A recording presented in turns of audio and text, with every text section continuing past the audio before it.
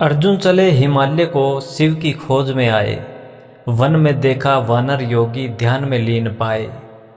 पूछा कपि से कौन हो तुम, क्यों तप में हो मगन। हनुमान बोले राम का सेवक करता भक्ति संग।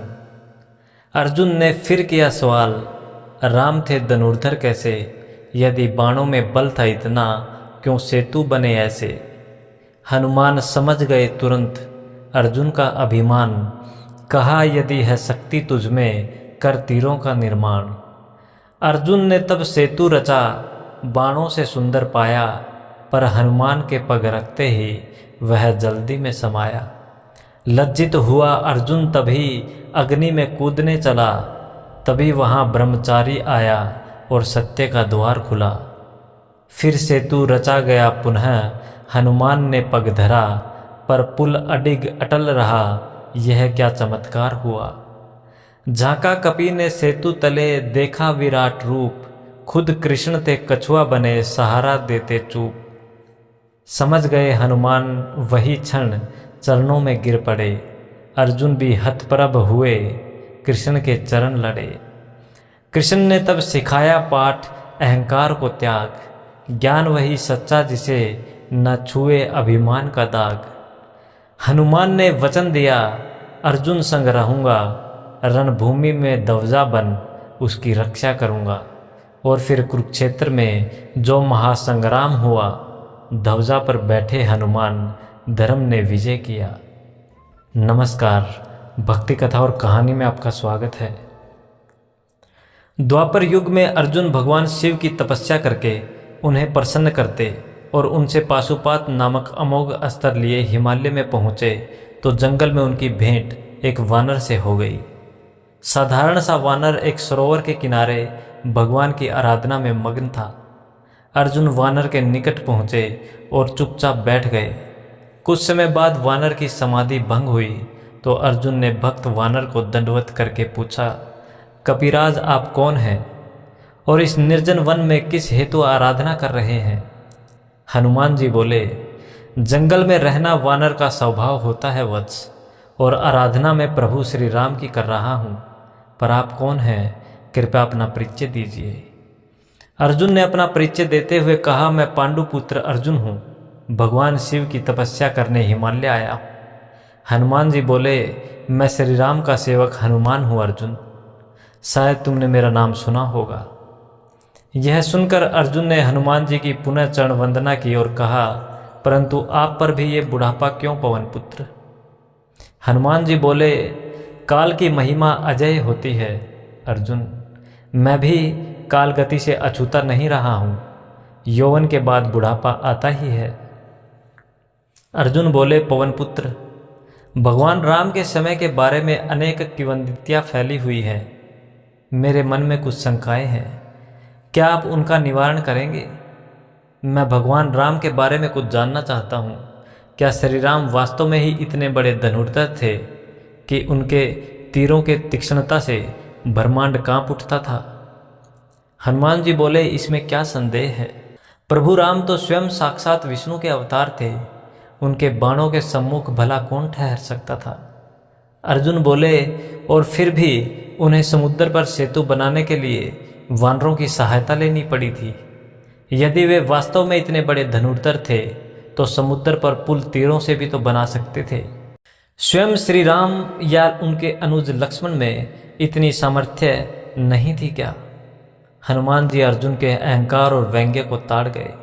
वे समझ गए कि स्वयं को राम लक्ष्मण से बड़ा धनुर्धर समझ रहा है। वे अर्जुन को समझाते हुए बोले, समुद्र पर सेतु बना लेना कोई मुश्किल कार्य नहीं था श्री राम के लिए। लेकिन अर्जुन, तुमने ये नहीं सोचा कि पुल पर से असंख्य वानरों को पार होना था। वह पुल इतना भार सहन नहीं कर सकता था। अर्जुन बोले, यहाँ मैं आपकी बात से सहमत नहीं हूँ पवन पुत्र, और फिर वानरों में इतना भार कहाँ रहा होगा। मैं चाहूँ तो अपने तीरों से इतना मजबूत पुल बना सकता हूँ कि वानरों की पूरी सेना उस पर से गुजर जाए, फिर भी पुल न टूटे। हनुमान जी ने अब अर्जुन का गर्व खंडित कर देना उचित समझा, क्योंकि वह स्वयं को श्री राम से भी श्रेष्ठ धनुर्धर समझने लगा था। बोले, अर्जुन, क्या तुम अपने तीरों से ऐसा पुल बना सकते हो जो इतना मजबूत हो कि मेरे चलने से न टूटे। अर्जुन बोले, अवश्य, यह क्या मुश्किल है। सामने यह तालाब मौजूद है, मैं इस पर अपने तीरों से पुल का निर्माण किए देता हूँ। आप उस पर चलकर उसकी परीक्षा कर सकते हैं। हनुमान जी बोले, अगर मेरे भार से पुल टूट गया तो?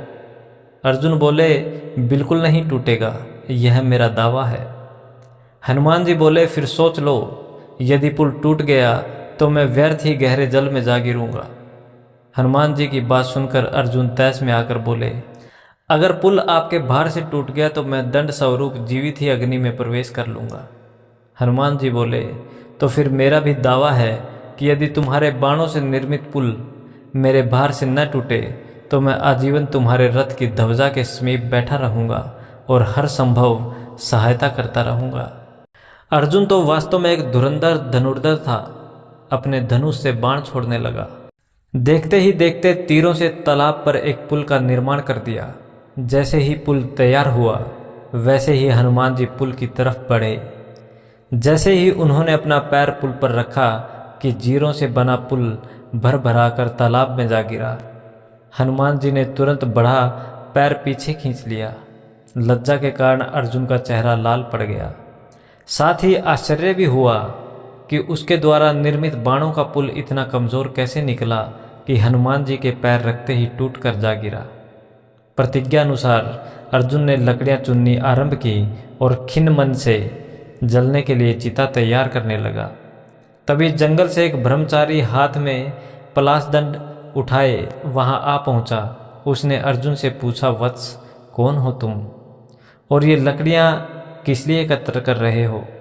अर्जुन ने सारी बात कह सुनाई। सुनकर ब्रह्मचारी बोला, तुम वीर हो, अपने वचन का पालन करना जानते हो, किंतु अज्ञानी भी हो। मुझे बताओ कि तुमने जब अपनी प्रतिज्ञा की थी तो तीसरा कोई व्यक्ति गवाह के रूप में वहां मौजूद तो नहीं था?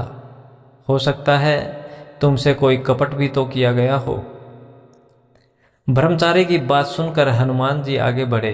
उन्होंने कहा, हम दोनों के अतिरिक्त कोई तीसरा व्यक्ति यहाँ नहीं था और वार्तालाप के मध्य कोई कपटपूर्ण बातें नहीं हुई थी। ब्रह्मचारी बोला, बिना मध्यस्थ के किसी विवाद का निर्णय नहीं किया जा सकता। अब मैं साक्षी रहूंगा। तुम अर्जुन को पुंदत बाणों का पुल बनाने की इजाज़त दो, फिर तुम उस पर चढ़ना। यदि पुल टूट गया तो विजय तुम्हारी रही। हनुमान जी ने पुल बनाने की अनुमति दे दी। सहमति पाकर अर्जुन ने दोबारा बाणों से पुल बनाया। ब्रह्मचारी ने हनुमान की ओर संकेत करते हुए कहा, अब तुम इस पुल पर कूद सकते हो। यदि यह टूट गया तो अर्जुन अग्निदाह कर लेगा। हनुमान जी ने पुनः अपना पैर धीरे से पुल पर रखा, लेकिन पुल पर कोई प्रभाव नहीं पड़ा।